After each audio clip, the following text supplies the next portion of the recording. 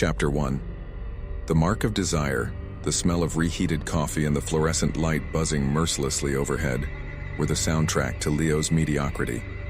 Another day dragged on at the junior graphic design office, where his creativity drowned in a sea of promotional banners for dog food and insipid layouts for condo newsletters. Outside the greasy window, the city pulsed with a life that always seemed to slip through his fingers. He saw the reflections in the skyscraper windows, the hurried people with their defined destinies, and felt an uncomfortable emptiness in his chest. At 24, Leo was a ghost in his own life, a talented artist whose notebooks overflowed with dark and powerful drawings, but whose reality was as gray as the stained carpet beneath his feet.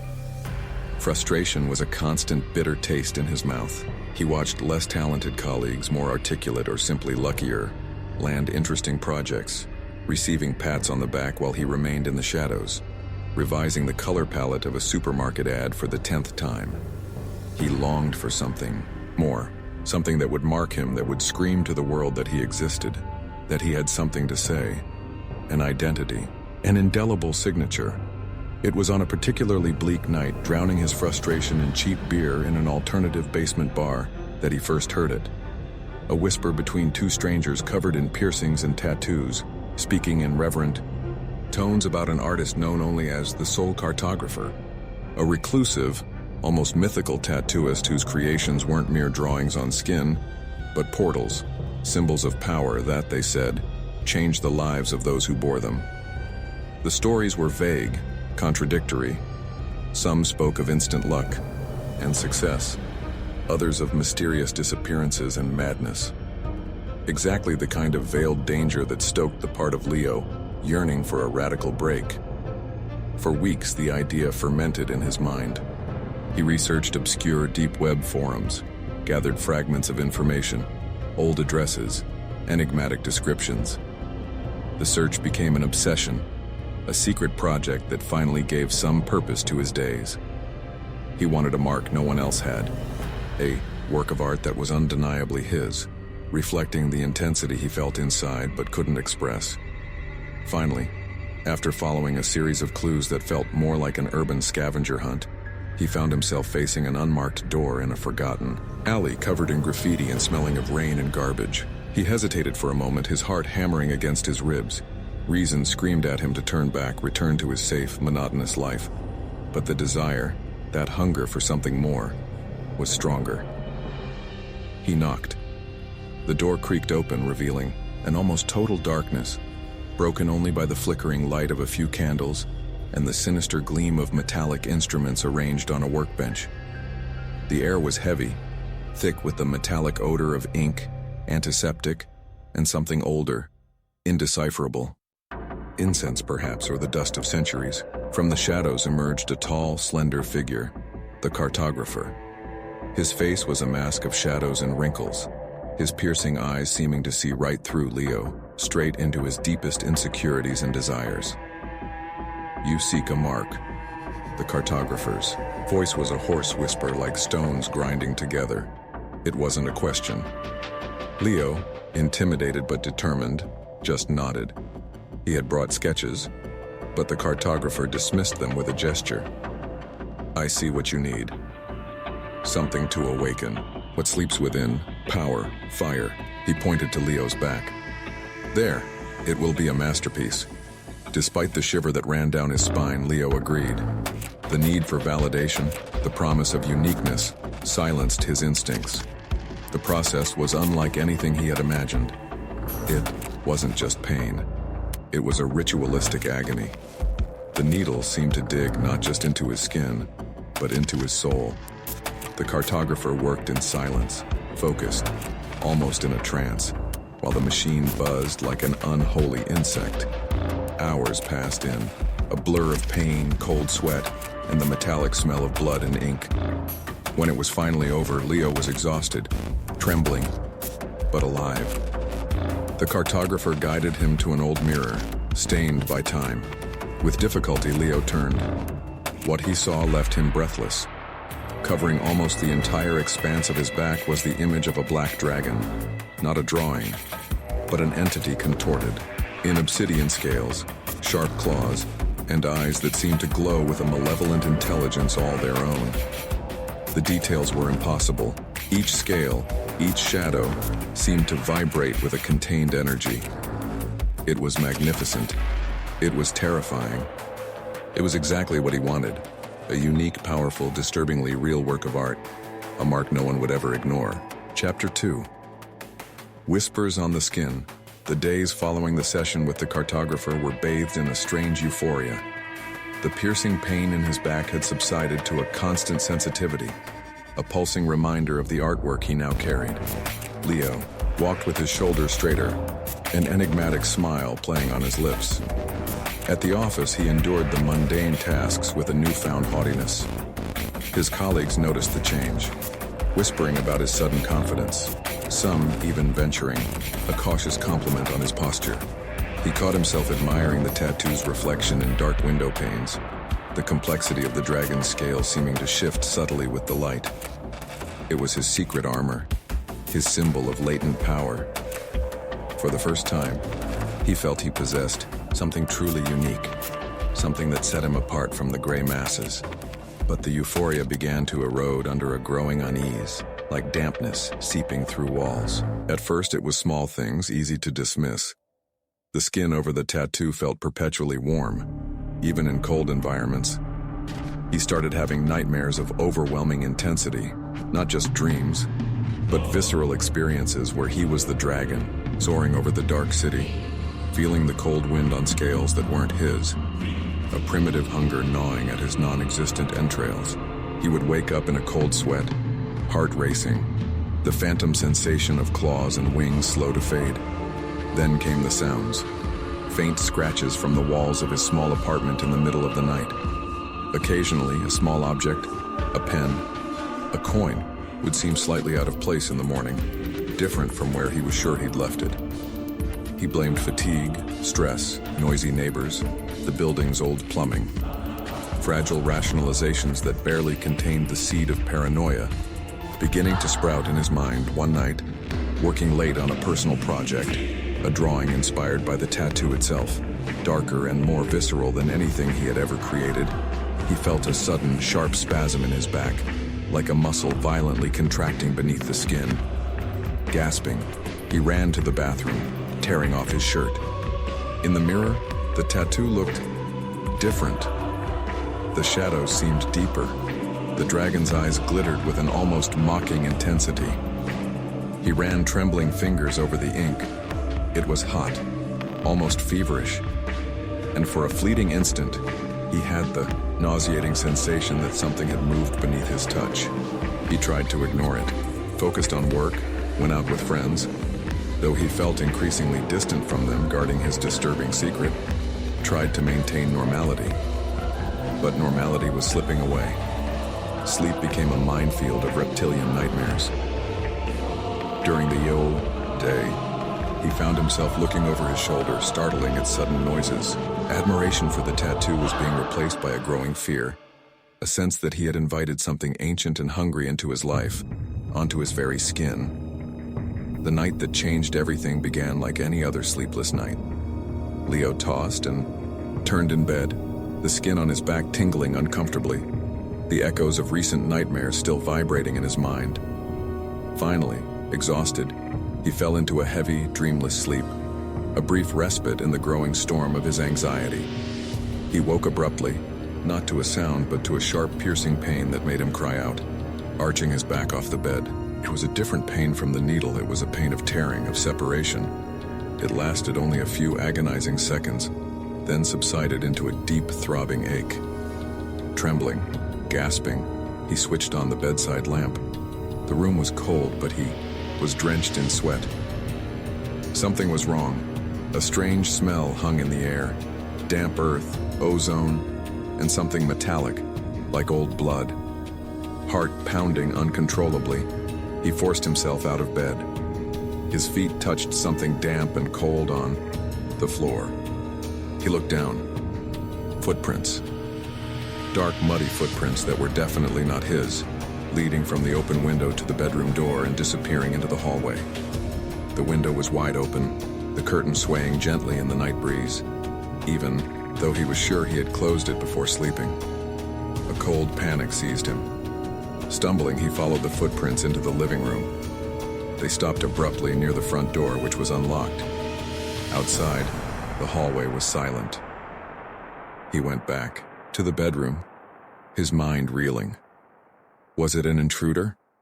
But why did the footprints start near his bedroom window? And the pain? He turned on the TV, seeking the familiar distraction of the morning news. The anchor's impassive voice spoke of an incident overnight in a park not far away. Brutal vandalism. Statues broken, benches torn out, and... The anchor hesitated. Several animals found dead, mauled in a way police described as extremely violent and inexplicable. Leo's blood ran cold. The ache in his back throbbed fiercely. With trembling hands, he went to the bathroom mirror, fear tightening his throat. He turned slowly, eyes fixed on the reflection. The tattoo was there, magnificent and terrible as ever. But there was something new. Near the dragon's right foreclaw, there was a small scratch on the ink surface, as if it had scraped against something rough, and just below it, almost imperceptible against the darkness of the scales, a smudge. A dark, slightly sticky smudge that wasn't ink. It was dried blood. In that instant, Leo's fragile wall of denial shattered. It wasn't paranoia. It wasn't nightmares. The pain, the footprints, the news, the stain on his skin, the horrific suspicion, once a whisper, now screamed in his mind with the force of thunder. The tattoo wasn't just alive. It was getting out. And it was killing. Chapter 3. The Creature of the Night. The reality that crashed down on Leo was more grotesque than any nightmare.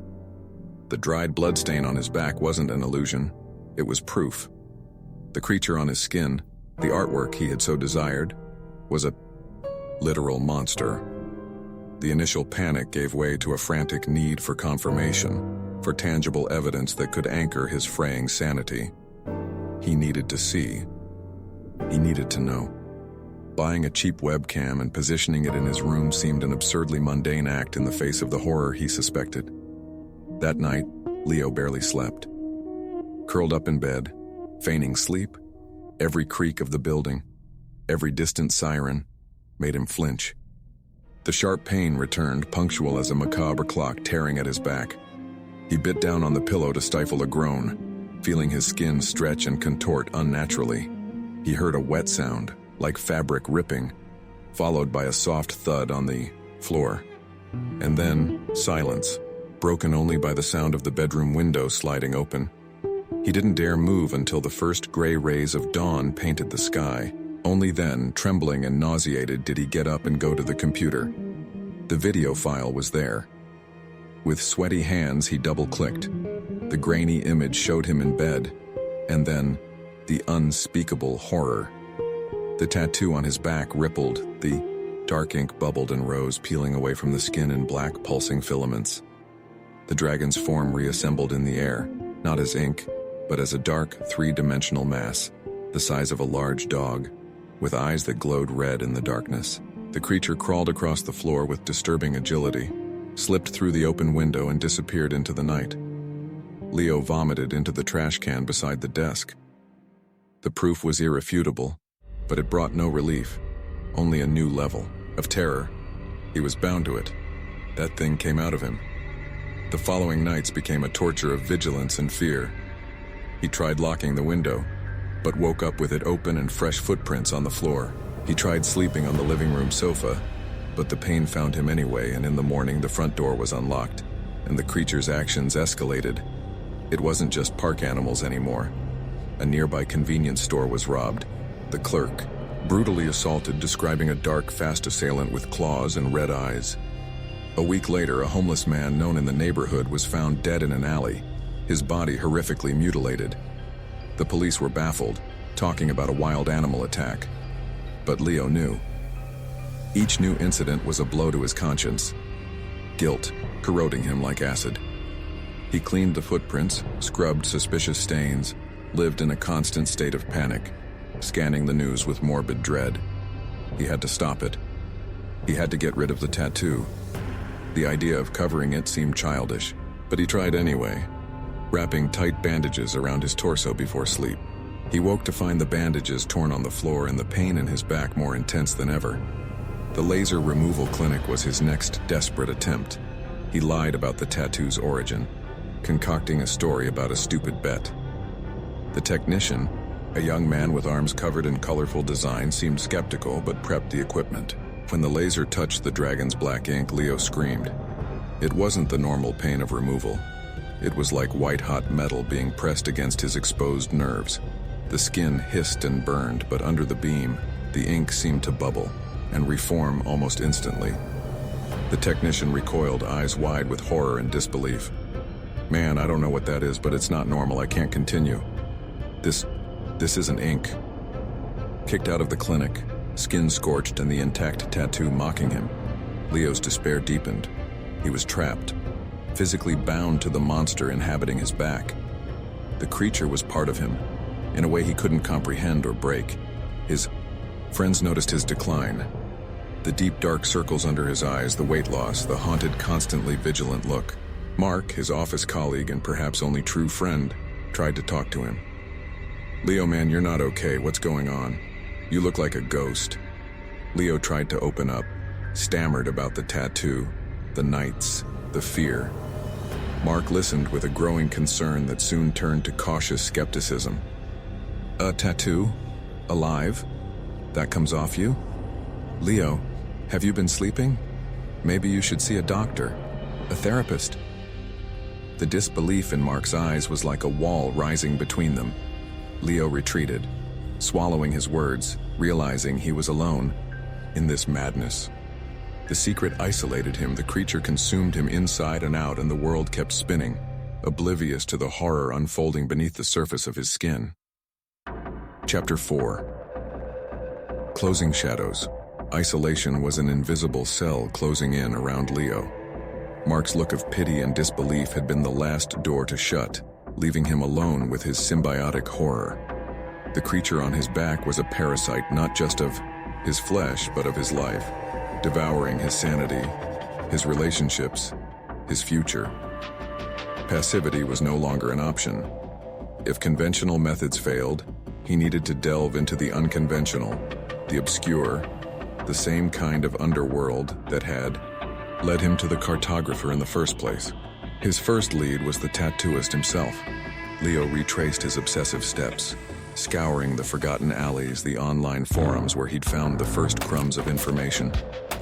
But it was as if the cartographer and his studio had dissolved into the very fabric of the city. The unmarked. Targa now led to an abandoned garbage dump, the smell of ink and mystery replaced by the stench of decay. The online mentions had vanished, threads deleted, users silenced. It was a frustrating and frightening dead end, suggesting a power that went beyond simple seclusion. Desperate, Leo turned to the second option, finding someone who understood the inexplicable. He spent sleepless nights researching urban legends, folklore about curses, the symbolism of tattoos in ancient cultures. Anything that might offer a clue. He found references to living inks, blood pacts sealed on the skin, parasitic entities that used human hosts. The information was fragmented, often contradictory, lost amidst conspiracy theories and clearly fanciful accounts. But one name surfaced, repeatedly in more esoteric circles. Dr. Alistair Finch, a disgraced academic, expelled from the university for his radical theories on paranormal symbology and cursed artifacts. Finding Finch was another labyrinthine journey, leading him to a dusty, cluttered bookstore on the city's outskirts. The man was older than Leo had imagined, with watery eyes behind thick glasses and an air of perpetual distraction, which sharpened with surprising intensity when Leo hesitantly described the tattoo and the events of the past weeks. Finch didn't laugh. He listened intently, asking incisive questions about the tattooist, the process, the specific symbols in the dragon design. The cartographer. Yes, I've heard rumors, Finch murmured, flipping through an ancient tome bound in cracked leather. An artist of considerable power, they say. More a channeler than a creator. He doesn't just draw, he invokes. And the ink is the key. He stopped at a page with a sinister illustration of a vaguely reptilian creature merging with a human figure. There are entities, Leo, that exist in the interstices, in symbols, in the shadows of creation. They long for an anchor in our plane. A tattoo like yours, made with the right rituals and materials, isn't just art. It's an invitation, a contract, a portal. Finch explained theories about inks mixed with ashes, blood, or other organic components from obscure sources, about rituals that bound the entity to the host on a fundamental level. This creature, he said, pointing to the illustration, it feeds. On fear, on violence, perhaps on your own life force. And the more it feeds, the stronger it gets, the thinner the line between you and it becomes. He offered no easy solutions, only grim warnings about the difficulty of breaking such pacts and the growing danger. It might start influencing you even when it's not manifested. Dark thoughts, violent impulses, are they yours or are they its? The conversation with Finch left Leo even more terrified, but also with a spark of understanding. It wasn't just a random monster. There was a perverse logic and intention behind it, but understanding didn't help him sleep at night, nor did it protect him from what was coming. The midpoint arrived on a cold, autumn night. Leo was trying to reconnect with Mark, feeling the desperate need for a friendly face, even a skeptical one. They arranged to meet at a bar, Neutral Ground. Leo arrived first, sat at a table in the back, hands trembling as he held his glass. Mark was late. Minutes stretched into half an hour. Leo called Mark's cell, got voicemail. A cold dread began to creep up his spine. He hurried out of the bar, heart pounding. The route Mark would take from work passed through a poorly lit park. The same park as the first incidents. Leo ran, ignoring the stares of passers-by. As he neared the park, he heard a muffled cry, followed by a guttural snarl he knew all too well from his nightmares and the webcam recording. He plunged into the park's darkness, following the sounds. He found Mark collapsed near a broken bench, face bloody, trying to shield himself from a dark, contorted shape crouching over him. The dragon, his manifested tattoo, more solid and menacing than ever. For an instant, Leo froze, horrified. But seeing Mark, his friend, under direct attack by the creature he carried, broke something inside him. "Hey!" Leo yelled, grabbing a loose piece of wood from the broken bench. "Leave him alone." The creature turned its head, red eyes fixing on Leo. There was a moment of distorted recognition, almost like a dog looking at its owner before returning to its prey. But Leo's shout seemed to distract it. It let out a low hiss, and instead of attacking Leo, leaped into the shadows of the trees and disappeared with unnatural speed. Leo rushed to Mark, who was conscious but groaning in pain, with deep cuts on his arm and face. "Leo, what was that?" It looked like Mark passed out. Calling the ambulance, talking to the police who arrived quickly, was a blur. Leo invented a story about a large, savage dog, maybe an escaped exotic animal. The police seemed skeptical, especially considering the other incidents in the area. One of the officers, a sharp-eyed detective named Miller, whom he vaguely recognized from a previous visit to his building, asked direct questions. "You got here awfully fast, Mr. Vance. And your friend. Did he mention anything about you before he passed out? Anything about a tattoo?" Leo denied it, but he felt the noose tightening.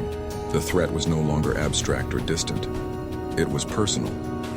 The creature had crossed a line, attacking someone he cared about, and the police were sniffing around, connecting the dots. The closing shadows weren't just those of the night or paranoia. They were the bars of a prison cell materializing around him. He looked at his own hands, imagining Mark's blood on them, and realized the creature's influence, the darkness he had invited, was beginning to stain everything he touched. Chapter 5. Cornered. The days following the attack in the park were a blur of hospital corridors smelling of disinfectant, veiled interrogations, and a fear that had become a second skin. Mark survived, but his injuries were serious, and his memory of the attack was fragmented and terrifying. He looked at Leo with a mixture of gratitude and a deep instinctive fear that hurt more than any suspicion. The word tattoo hung unspoken between them, a shadow that froze any attempt at normality. Detective Miller, however, had no such reservations. She became a constant, unnerving presence in Leo's life. She showed up at his work, asking casual questions to his colleagues about his behavior. She waited for him outside his building. Her approach was methodical, patient, but her sharp eyes missed nothing. Leo's exhaustion, his trembling hands, the way he flinched when someone touched his back. She obtained a warrant to search Leo's apartment. The search was meticulous, humiliating. They found nothing conclusive. Leo had become paranoidly careful about cleaning up any trace of the creature's nightly excursions. But Miller found Leo's sketchbooks, filled with dark, violent images of the dragon and other grotesque creatures. "Interesting hobby, Mr. Vance," she commented, flipping through the pages with an unreadable expression. Almost an obsession. The pressure was relentless. Leo could barely function. Work became impossible. His concentration was shattered, and he was fired after falling asleep at his desk for the third time. Money was running out. Sleep was a rare luxury, and when it came, it was infested with nightmares, where the line between him and the dragon grew increasingly thin. He felt the creature's rage as his own, its predatory impulses echoing in his thoughts during the day. He began to feel phantom pains that corresponded to the injuries the creature likely inflicted on its nightly hunts. His skin, even far from the tattoo, seemed to tingle, as if the ink were spreading invisibly throughout his body. He tried contacting Dr. Finch again, desperate for any advice, any spell or ritual that might offer a way out. But the bookstore was closed. A closed for inventory sign taped to the door, looking too permanent to be temporary. Another dead end. The news reported more incidents, a violent robbery, a disappearance. The description of the assailant was always vague, shadowy, inhuman. The city was scared, and the police, under pressure, needed a culprit. Leo felt Miller's gaze on him, even when she wasn't there. He was the perfect target. The reclusive artist with violent drawings, no solid alibi for the nights of the attacks connected to the surviving victim. The breaking point came on a rainy night. Leo was in his apartment, lights off, watching the rain streak down the window when he heard the knock on the door. It wasn't a casual knock. It was firm, official. He knew who it was before he even looked through the peephole. Miller stood there, flanked by two uniformed officers. "Leo Vance, you're under arrest on suspicion of multiple assaults and homicide." Miller's voice was cold, professional, but there was a glint of triumph in her eyes. "We have witnesses placing you near the crime scenes, and we found fibers from your clothes on one of the victims." Leo froze. Fibers? How? The creature? Was it leaving traces of him? Or was it Miller planting evidence to close the case? It didn't matter. The noose had tightened. As the officers handcuffed him, reading him his rights in a monotone voice, despair washed over Leo. He would be locked up, blamed for the crimes of the monster he carried. The creature would continue its carnage while he rotted in prison, powerless. It was then, as he was being led out of his apartment, under the curious and frightened stares of his neighbors, that he felt it. A familiar sensation, but terribly wrong. It wasn't the sharp pain of the nightly separation. It was an intense heat spreading across his back, a growing pressure beneath the skin, as if something were trying to get out now, in the full fluorescent light of the hallway. The tattoo was reacting to his anguish, his fear, his capture. He stumbled, a groan escaping his lips. Miller steadied him. "What is it, Vance? Feeling sick?" But Leo barely heard her. He felt the ink stirring, pulsing with a dark, sentient energy. And for the first time, he heard a voice in his mind, not his own thought, but something ancient, hoarse and malevolent, a whisper that seemed to come directly from the creature on his back. "We will not be caged. They cannot hold us. Release us, or perish with us." The understanding hit him with the force of a physical blow. The creature wasn't just a parasite, it was a conscious entity, bound to him in a way he was only beginning to grasp, and it would not allow them to be imprisoned. The choice was implicit and terrifying: Either he found a way to unleash the dragon's power right then and there, causing a bloodbath and becoming a complete monster in the eyes of the world, or the agony of the creature trying to break free. Or perhaps the entity itself would destroy him from within. Cornered by the law, bound to a sentient monster, his mind and body deteriorating, completely isolated. This was rock bottom. There was nowhere left to run. The only way out was through confrontation, one way or another.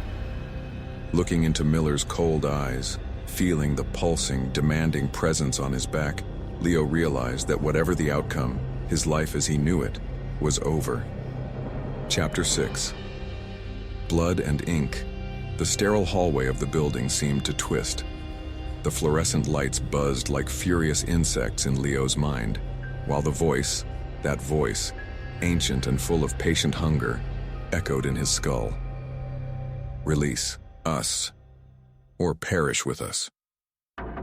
The heat on his back intensified, becoming an incandescent agony, the pressure beneath the skin unbearable, as if 1,000 white-hot needles were trying to pierce his flesh from within. He arched his back involuntarily, a strangled cry escaping through gritted teeth. The officers holding him recoiled instinctively, startled by the sudden convulsion. Miller, however, gripped his arm tighter. "What the hell is wrong with you, Vance?" I can't," Leo gasped, the words directed as much at the detective as at the demanding presence on his back. He couldn't go to prison, he couldn't let the creature win. But unleash it here? Become the monster everyone already suspected him to be? The creature didn't wait for a conscious decision.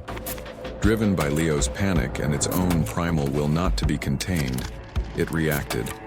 There wasn't a full manifestation, not like in the lonely nights. It was something faster, more brutal. A wave of dark energy pulsed from his back, invisible but palpable. The officers yelled, stumbling backward as if hit by an electric shock, falling to the floor, momentarily paralyzed or stunned. Miller, more resistant or luckier, was thrown against the wall but recovered quickly, drawing her weapon. "Freeze, Vance," she shouted, her voice tense but firm. But Leo was already running. Fueled by adrenaline, terror, and a strength not entirely his own, he stumbled down the stairs, ignoring the searing pain in his back. The voice in his mind hissed, a mixture of pain and triumph. Flee. To the nest. The nest. The studio. The place where it all began. It made sense. That's where the contract had been sealed. Maybe that's where it could be broken. He burst out into the rainy night, running through the dark, wet streets. The sound of Miller's siren starting to wail, behind him distant but closing. He needed to get there before her. The alley was dark, fetid, exactly as he remembered, except for the absence of the mysterious door. Where the entrance to the cartographer's studio had been, there were now only damp bricks and faded graffiti. But Leo felt something there. A residual energy, a coldness that didn't come from the rain. The voice in his mind grew stronger, more insistent. Here, where we were made, where we will be one. "No," Leo screamed at the empty alley, at the entity, on his back. "I won't be you." He remembered Finch's words, fragments of conversations about rituals, about the ink as a channel, about the bond being strengthened by the desire that created it. His desire for power, for validation. That's what fed the creature. That's what he needed to reject. He fell to his knees on the wet asphalt, the rain soaking him, the red and blue lights of Miller's cruiser beginning to paint the end of the alley. He didn't have time. He closed his eyes, ignoring the physical pain, and delved into the internal pain, the source of his weakness. The insecurity, the need to be seen, the anger at his perceived mediocrity. He confronted those feelings not to feed them, but to accept them as part of himself and then consciously reject the monstrous solution he had sought. "I don't need you," he whispered, the words a mantra against the growing pain. "I am more than my art. I am more than the validation of others. I am responsible for what you've done. And it ends now." He felt the creature thrash on his back, a cold fury emanating from it. The pain became excruciating. He needed something, a symbolic act, a sacrifice, His eyes fell on a thick shard of glass on the dirty ground, a fragment of a broken bottle. With a trembling hand, he picked it up. Miller was approaching, weapon drawn. "Vance, hands where I can see them." Leo ignored her. With a cry that was part pain, part liberation, he brought the glass shard to his back over the tattoo. He didn't try to cut the creature. He knew it was useless. Instead, he began to scrape, to cut his own skin around the edge of the tattoo. A brutal, desperate act of separation, a physical rejection of the mark that had defined and destroyed him. Warm blood mixed with the rainwater on his back. The pain was blinding, but he continued, each cut a scream of "no" to the entity. The creature shrieked, a high-pitched, ethereal sound that seemed to come from both his back and his mind. The pressure lessened. The voice faltered, becoming a thin, distant wail. He felt as if something were being torn from him, leaving a cold, aching void. He collapsed onto the wet ground, the glass shard falling from his limp hand. Miller ran to him, weapon still raised, but hesitated as she saw the blood and the wild, self-destructive determination in his eyes. Behind him, on the brick wall where the studio door should have been, a dark, shimmering shape seemed to detach itself from the air, the shadowy silhouette of the dragon, now translucent and dissipating like smoke in the rain. It let out one last silent wail and vanished. Leo lay there, shaking uncontrollably, the rain washing the blood and ink from his wounded back. He was exhausted, broken, but for the first time in months he felt light, empty, but light. The presence was gone. Months later, the scars on Leo's back were a grotesque map, a permanent relief where the cartographer's masterpiece had been. He was never formally charged. Miller, faced with a bloodied suspect, an empty alley, and inconsistent witness stories about shadows and strange screams, filed the case as inconclusive. Maybe she had seen something that rainy night, something that made her question the reality she knew. Or maybe it was just easier to let a bizarre case die. Leo moved to a small, anonymous town. He didn't draw anymore. The hand that held the pencil now trembled slightly, and the sight of black ink still made him nauseous. He worked in a coffee shop, a simple, anonymous job. Some days were good. Others he woke up in a cold sweat, the phantom pain in his back haunting him. He was marked, not just physically, but in his soul. There was a quietness about him now, a somber acceptance. He had confronted the darkness his desire had invited and, at a terrible cost, had survived. He no longer sought external validation. The mark he carried now was invisible, a lesson etched in scars and silence, a constant reminder of the price of desire and the thin line between creation and destruction.